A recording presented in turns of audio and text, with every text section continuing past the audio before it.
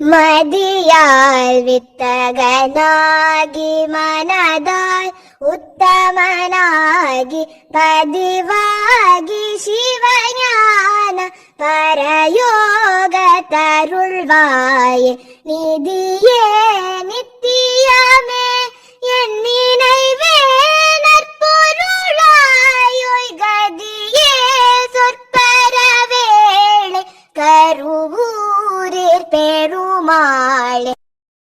மதியால் வித்தகனாகி மனதால் உத்தமனாகி பதிவாகி சிவஞான பரயோக தருள்வாயே நிதியே நித்தியமே என் நினைவே நற்பொருளாய் கதியே சொற்பரவேளை கருவூரில் பெருமாளே. ஓம் சர